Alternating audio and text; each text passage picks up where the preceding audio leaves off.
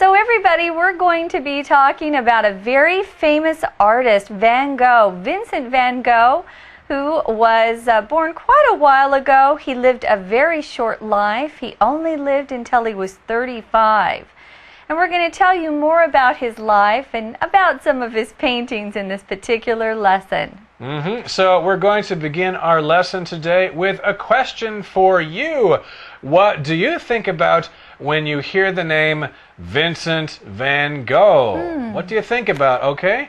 Do you think about his struggle with madness? Or do you think about the fact that he died after shooting himself or because he committed suicide? So what do you think of? Do you think of those things? Or do you think of his greatest paintings, those wonderful, colorful works of art that we're going to be spending some time talking about today? I think of his paintings first, and then I remember what a sad life he had, and it makes me feel sad that someone who was so talented couldn't find happiness in their own life. It's kind of sad. Well, he struggled with madness. Madness is a word that means someone's crazy, they're insane. It's not that he's angry. He's really insane. He has some problems with his mind. And sometimes he doesn't see things clearly. Well, I'm one of those people who likes to think of his greatest paintings. In fact, he did works like sunflowers, irises, and his powerful self-portraits. He would paint himself too. Now, sunflowers are a beautiful type of flower. It's nice and yellow, and they always turn to face the sun when the sun comes up. They're fun, and they're awfully happy-looking flowers. And irises have very long, thin leaves. It's a tall plant. Sometimes the flowers are purple, sometimes they're yellow, and sometimes they're white. But Tom, what's a self-portrait? Well, it's either a picture, a photograph of yourself, or a painting of yourself. Lots of artists have done self-portraits. They paint themselves. Maybe they look in the mirror or something, or they take a picture of themselves and then they paint from that picture. So Van Gogh was famous for his self-portraits.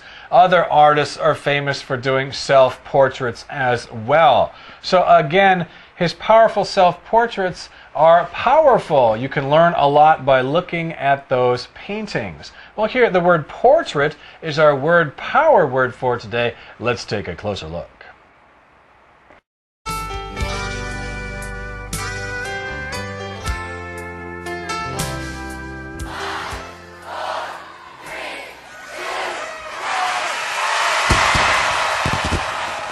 Word Power. Hello and welcome to Word Power. Today's word is portrait. Today we learned about Vincent van Gogh's self-portraits. Portrait is a noun that means a painting, drawing, or photograph of a person. Many people keep family portraits in their homes so that they can be reminded of their family. We usually say a portrait of someone. For example, Tom has a portrait of his wife on his desk. The verb form of portrait is portray. This means to describe or show something or someone in a certain way. For instance, in the movie, the president was portrayed as a bad man. We can also use portray to mean to act the part of a character. For example, in this movie, Brad Pitt portrays a boxer. That's all the time we have for Word Power. Thanks for listening. I wanted to mention when someone paints or takes a picture of someone's portrait, it's usually only from about here, their chest, to the top of their head. You don't see their full body, usually. Well, those are what his looks like. You can see his face, and they're very expressive. You see a lot of emotions in his self-portraits. Well, like most people, you might think of him as a troubled genius when you hear that name, Vincent van Gogh. Now, if you're a genius, you are very intelligent, really smart.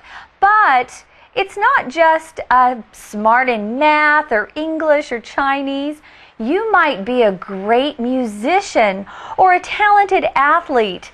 They might call you a genius then, too. So that's what a lot of people think of Vincent van Gogh when they hear his name. And they also remember he had a troubled, kind of a sad life, lots of difficulties in it. Like a really smart guy who could do a lot of special things, but he still had some problems. Kind of like Beethoven, he was kind of a troubled genius as well. Okay, everybody, that brings us to the end of the explanation of the first part of our lesson. It's time now to listen to our Chinese teacher.